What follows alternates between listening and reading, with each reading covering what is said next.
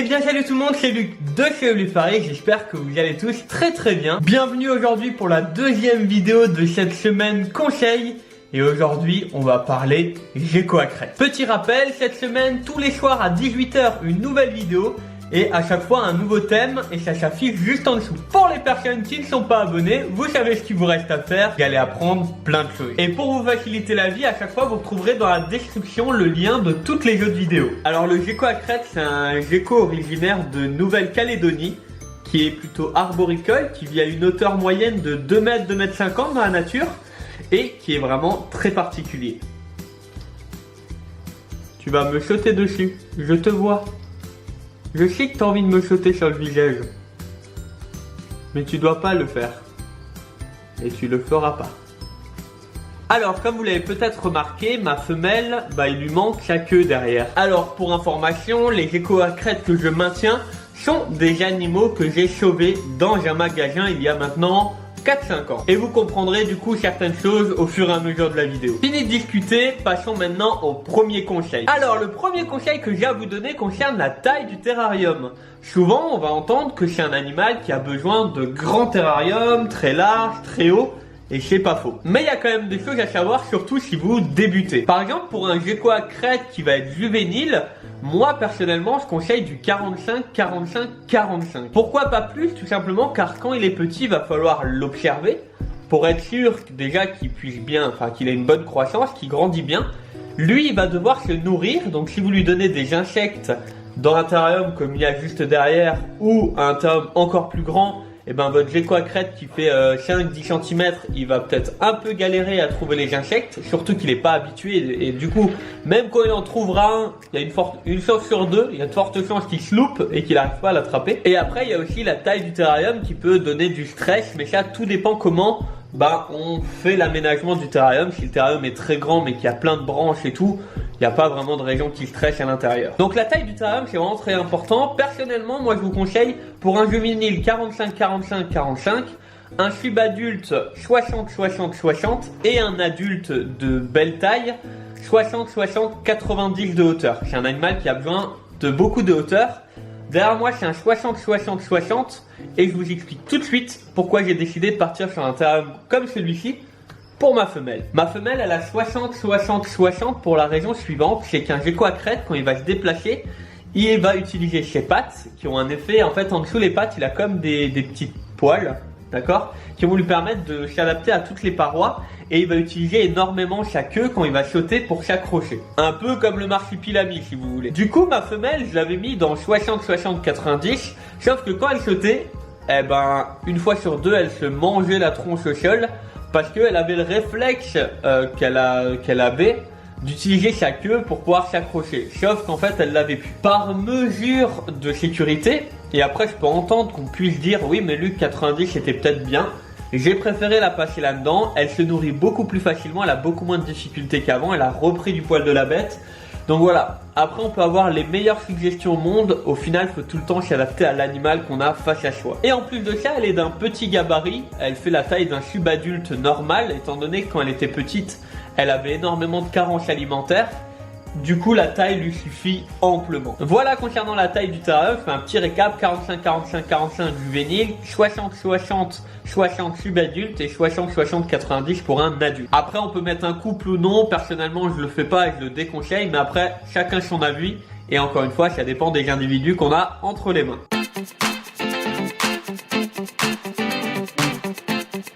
Ensuite, le deuxième conseil que j'ai à vous donner va concerner l'humidité qu'il y a dans le terrarium. Alors souvent, on va entendre il faut 75, 80, 90% d'humidité. Alors c'est vrai et pas vrai à la fois, mais je vous l'explique. Dans la nature, l'humidité est présente le matin et le soir. Le matin à la rosée, le soir quand l'humidité revient parce que la nuit approche. Du coup, ce que moi je vous conseille, c'est d'avoir une hygrométrie avoisinant les 60-65% quasiment toute la journée, avec un pic d'humidité le matin et le soir avoisinant les 80-85%. C'est d'ailleurs aussi à ce moment-là qu'en général le gecko à crête va en profiter pour aller boire un coup avec les gouttes qu'il peut y avoir sur les parois ou sur les plantes. Après, soit on utilise un vaporisateur automatique ou alors on le fait à la main, mais ça reste un choix personnel. Personnellement, je le fais à la main parce que ça me permet de voir un peu mes animaux et surtout que c'est toujours un bon moment. Avoir l'odeur du côté tropical, c'est vraiment quelque chose qui est plaisant pour moi. Après, chacun ses goûts. Par contre, et ça beaucoup de personnes l'oublient, il faut un terrarium aéré. Et ça, c'est hyper important. Pourquoi? Parce qu'on va parler de chaleur, on va parler d'humidité. Et s'il n'y a pas d'aération, il y a des problèmes de moisissure, de champignons, ce genre de choses. Et là, ça peut devenir problématique. Problématique parce qu'effectivement, ça peut causer des problèmes respiratoires pour vos animaux ou d'autres choses même. Des fois, avoir un terrarium moisi, c'est pas forcément ce qu'il y a de plus sexy à la maison. Donc, pensez bien à avoir un terrarium bien aéré. Personnellement, moi, il est aéré sur toute la profondeur avec une grosse grille au milieu. Et je les ouvre matin et soir, donc en plus ça crée des aérations quand je ouvre et que je humidifie à la main. Chose qu'il n'y a pas si vous avez un vaporisateur automatique. Et l'humidité ne sera pas retenue de la même manière si vous avez des parois pleines ou des parois avec au-dessus un grillage ou ce genre de choses là. D'ailleurs, en parlant de grillage, retenez bien que le gecko à crête a ses petites pattes avec on va dire des pattes palmées pour que tout le monde comprenne, avec les petites poils en dessous. Donc si vous avez des parois lisses, ça va lui convenir parce qu'il va bien pouvoir grimper dessus, même des parois en verre. Par contre, je vous invite à faire attention avec les parois en verre. Des fois, il a tendance à ne pas voir qu'il y a du verre et sauter en plein dessus. C'est pour ça que moi j'ai décidé de prendre des terrariums à base de PVC. Petit message dans la vidéo, j'ai des bébés lapins pas loin d'une femelle qui avait été abandonnée devant un magasin botanique à Aubernais, voilà. Et du coup elle a fait des petits, donc les petits font un peu de bruit. Désolé si vous l'entendez à travers la vidéo.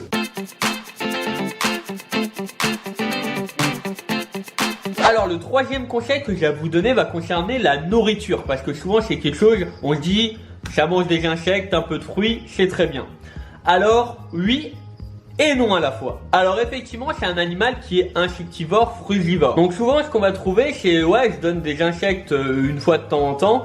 Et le reste du temps, je donne des compotes, soit que j'achète, donc ça c'est pas ouf parce que des fois on achète des choses avec plein de sucre, c'est pas ouf. Et des compotes que je fais moi-même.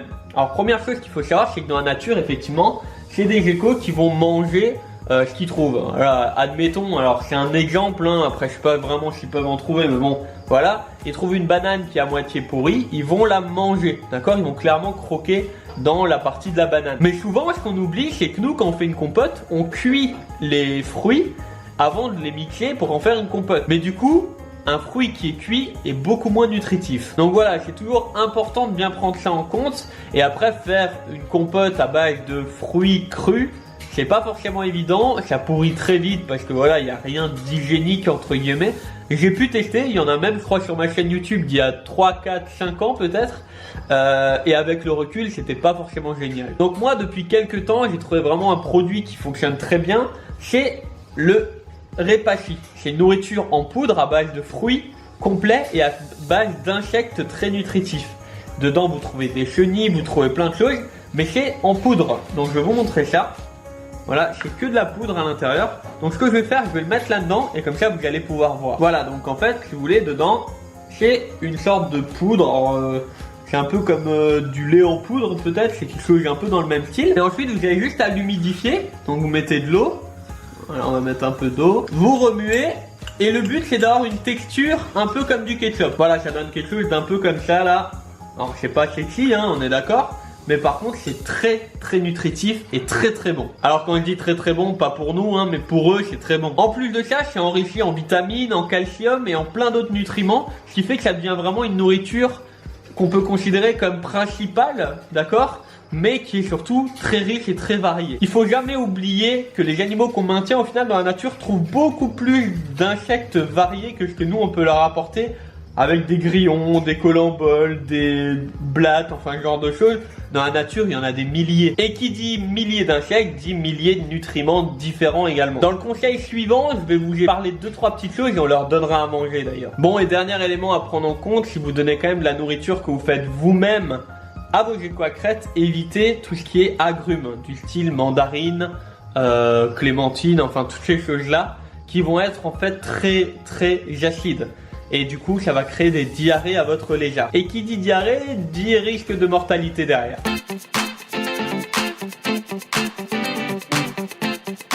Bon, un des éléments va concerner la manipulation de votre légère. Effectivement, le gecko à crête, c'est pas forcément l'animal le plus facile à manipuler, pas parce qu'il est dangereux, pas parce qu'il est vif, mais parce qu'il a tendance à sauter partout. Alors, pour avoir un animal calme, comme vous voyez juste ici, je vais vous donner 2-3 petits conseils. Le premier conseil, c'est qu'il faut tout le temps prendre l'animal par le dessous. Quand vous allez venir par le dessous, il va être beaucoup plus rassuré, il va venir un peu plus naturellement. Tandis que si vous venez par le dessus, il aura tendance à se sentir menacé comme un prédateur. Et en général, soit il va stresser et speeder, ou soit il va vouloir se défendre. Et en soi, on peut pas lui en vouloir. Aujourd'hui, on se fait attaquer, on se défend. C'est totalement normal, on est tous pareils. Je vous l'ai promis juste avant, on va tenter de lui donner à manger d'ailleurs. Mon doigt. Arrête de vouloir choper mon doigt. Là, là, là, là. Je te vois vouloir attraper mon doigt. Je vais lui donner à la cuillère. Ah, il aime bien, hein. Le repachi, il aime bien, il kiffe. Hein.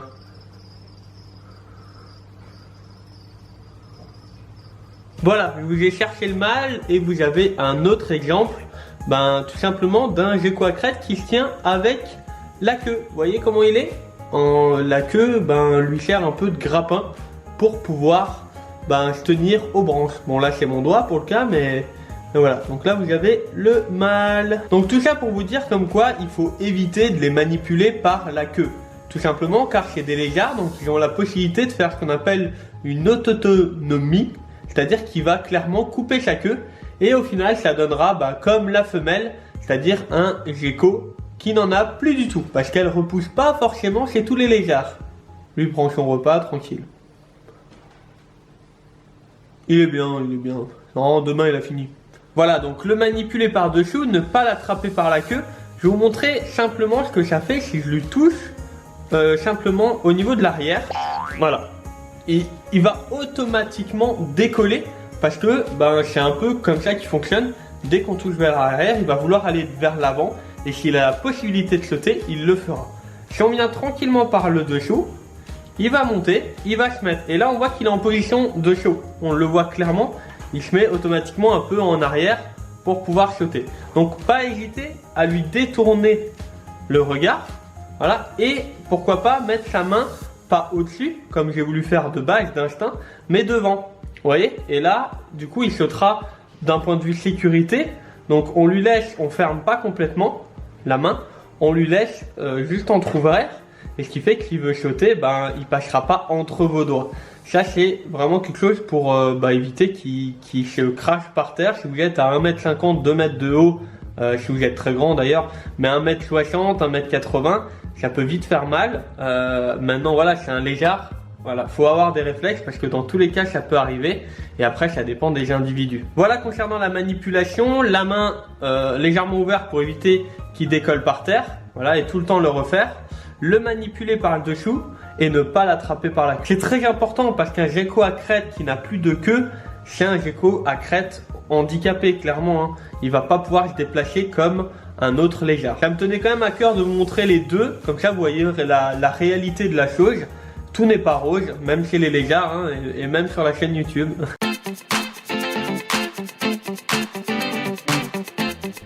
Alors, dernier conseil que j'ai à vous donner concerne la mue de votre gecko à crête. Alors, il n'y a pas 20 000 choses à dire, mais par contre, c'est mon rôle de vous dire de faire très attention. Et pour ça, on va regarder ensemble, tout simplement la louloute. Et donc, je vais vous montrer qu'est-ce qu'il faut regarder, où il peut y avoir des soucis de mue. Parce qu'une mue qui est mal faite, quand il va remuer, ça va refaire une mauvaise mue, etc. Et en fait, ça va au bout d'un moment tellement être serré, parce qu'il y aura 3, 4, 5 mues une sur l'autre, qu'en fait le sang va plus être irrigué et si maintenant ça arrive au niveau d'un ongle ou d'un doigt de la patte, le doigt va complètement être nécrosé et elle va finir par le perdre. Et ça peut même s'infecter et aller beaucoup plus loin. Alors en début de vidéo, j'ai un peu checké parce que la louloute elle a mué il y a quelques jours et j'ai pu remarquer 2-3 petites choses, donc on va en profiter. Alors vous voyez là la louloute juste ici, là au bout de mon doigt, elle a un bout de mue qui lui reste sur l'ongle. Donc là, c'est des choses auxquelles il faut vachement faire gaffe. Tout le reste, il n'y a pas de souci. Elle a très très bien mué, pas de problème. Mais au niveau de l'ongle derrière là, il reste encore un petit bout de mue. Donc là, faut voir soit elle arrive à l'enlever elle-même, soit, hop, elle a sauté sur l'appareil, soit il faudra l'enlever. Moi, je lui laisse encore peut-être 1 ou 2 jours, voir si elle l'enlève elle-même, et sinon, je m'en occuperai. Allez, retourne à la maison. Pouf. Et ben voilà les amis, la vidéo conseil pour Gecko à Crête est terminée. Moi, je vous retrouve demain 18 h pour la prochaine vidéo conseil. Et demain, on va parler des phasmes-feuilles. J'espère sincèrement que ces vidéos conseils vous plaisent. Comme d'habitude, n'oubliez pas le pouce en l'air. N'hésitez pas à mettre un commentaire. Pour les personnes qui l'ont pas encore fait, abonnez-vous à la chaîne YouTube. Bah oui, il y a tellement de vidéos à regarder. N'hésitez pas à le faire et à activer les notifications. Et en plus, c'est pas tous les jours qu'on tombe sur un youtubeur qui parle chelou. Hein. Dernière petite chose, je vous invite à rejoindre mon compte Instagram. Pour les personnes qui l'ont déjà rejoint, vous avez pu le voir. Il y a des photos exceptionnelles de reptiles. On est 3-4 000 déjà. Il est également dans la description. Je vous retrouve demain 18 h pour une nouvelle vidéo. En attendant, prenez soin de vous et prenez soin de vos proches. C'était Luc, accompagné des Gecko à Crête. À demain. Ciao tout le monde.